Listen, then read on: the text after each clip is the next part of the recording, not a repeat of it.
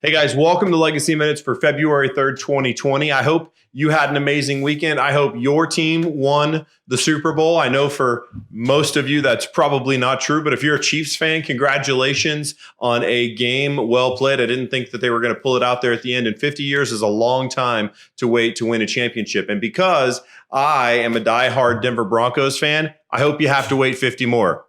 Mostly kidding.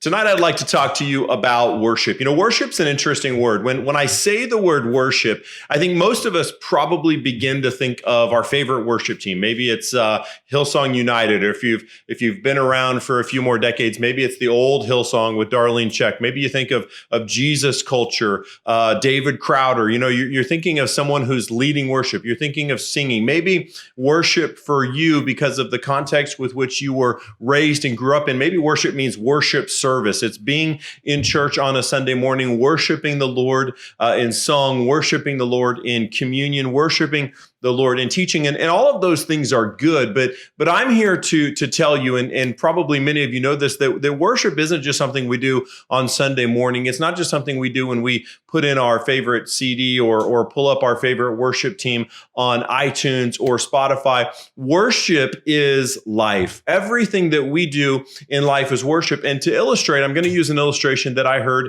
a pastor that I love listening to say one morning when he was teaching at a seminary chapel service. He used the illustration of an apple, and he said, you know, this apple is really good. It's really flavorful.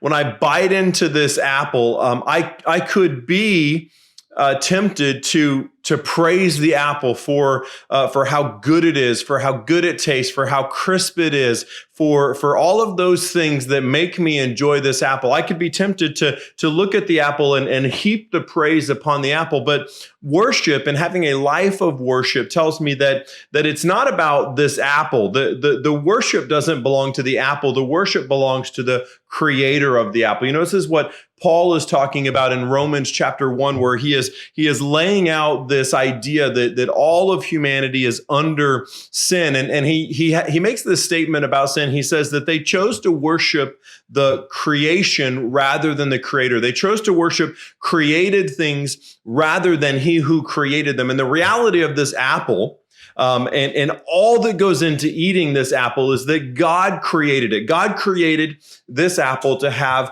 that amazing balance of sugars and acidity. He created this apple to have that crunch that when you bite into it, you know, you get that nice crunchy sound. He created not only the apple, but he created my mouth. He created my brain. He created my eyes, the olfactory nerves within my nose, to be able to enjoy this apple so that when I bite in, I am overcome with endorphins, with so much that I don't even know what is going on in my brain when I bite and begin to enjoy this apple. But God created the apple, and God created the tongue and the mouth and the human being able to enjoy the apple. And for that, he deserves worship.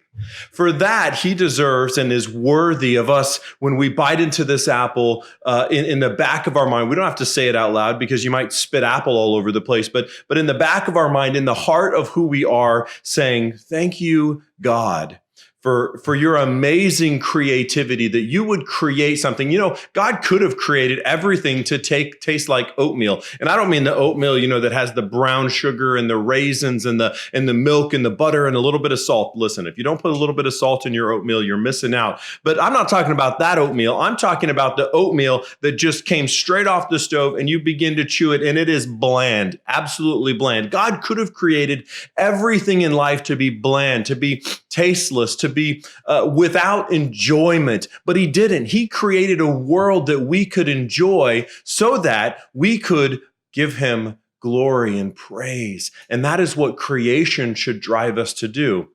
So men, I just want to encourage you tonight that the next time you bite into an apple, or the next time you kiss your wife, or the next time you hug your kids, or the next time you see a home run hit and something begins to well up inside of you, I want to challenge you to turn that into worship of the Lord, because he has created you to enjoy all of those moments. He has created you to experience all of those things so that you would turn to him and say, thank you, God, for who you are and for what you've done.